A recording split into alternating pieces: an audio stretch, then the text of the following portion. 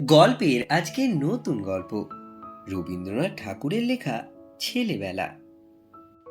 রবীন্দ্রনাথ ঠাকুর 1861 সালে কলকাতার জোড়াসাঁকোর ঠাকুর বাড়িতে তিনি জন্মগ্রহণ করেন।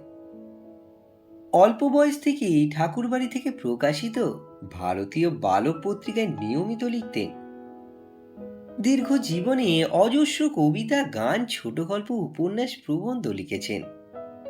তার মধ্যে উল্লেখযোগ্য কথা ও কাহিনী, সহজ পাঠ, রাজশ্রী, ছেলেবেলা, ডাকঘর প্রভৃতি।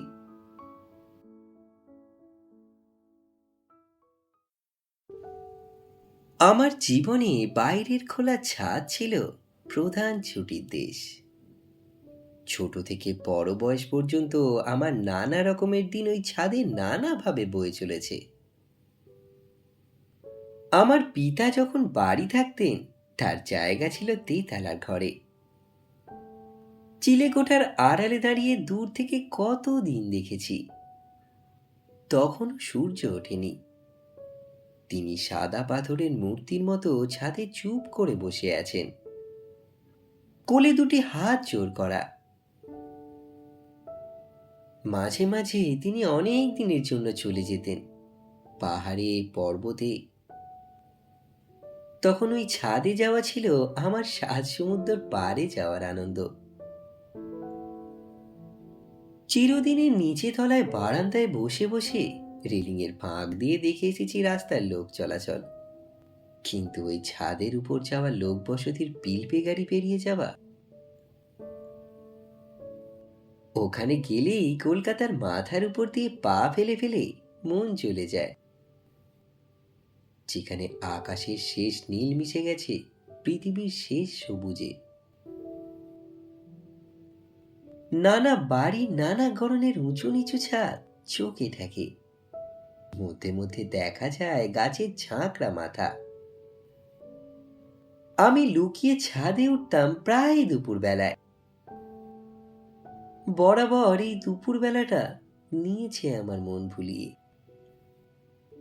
ও যেন দিনের বেলাকার রাত্রি, বালক সন্ন্যাসীর বিভাগী হয়ে যাবার সময়। খড়খড়ির ভিতর দিয়ে হাত গলিয়ে ঘরের ছিটকিনি দিতুম খুলে। দরজার ঠিক সামনেই ছিল একটা সোফা। সেইখানে অত্যন্ত একলা হয়ে বসতাম। আমাকে পাকড়া করবার চৌকিদার যারা, পেট ভরে খেয়ে তাদের ঝিমুনি এসেছে। গা মুড়া দিতে দিতে শুয়ে পড়েছে মাদুর জুড়ে। রাঙা হয়ে আসতো রোদ্দুর, চিল ডেকে যেত আকাশে। সামনের গলি দিয়ে হেঁকে যেত চুড়িওয়ালা। সেদিনকার দুপুর বেলাকার সেই চুপচাপ বেলা আজ আর নেই। আর নেই সেই চুপচাপ বেলার ফেরিওয়ালা। হঠাৎ তাদের হাঁক পৌঁছত, যেখানে বালিশের উপর খোলা চুল এলিয়ে দিয়ে শুয়ে থাকতো বাড়ির বউ। দাসী ডেকে নিয়ে আসতো ভিতরে। বুড়ো চুড়িওয়ালা কচি হাত টিপে টিপে পরিয়ে দিত পছন্দ মতো বেলোয়ারি চুড়ি। সেদিনকার সেই বউ আজকের দিনে এখনো বউয়ের পথ পায়নি। সেকেন্ড ক্লাসে এসে পড়া মুখস্থ করছে। আর সেই চুড়িওয়ালা হয়তো আজ সেই গলিতেই বেড়াচ্ছে রিক্সা ঠেলে। ছাদটা ছিল আমার কেতাবে পড়া মরুভূমি। ধু ধু করছে চারিদিক। গরম বাতাস হু হু করে ছুটে যাচ্ছে ধুলো উড়িয়ে। আকাশের নীল রং এসেছে ফিকে হয়ে।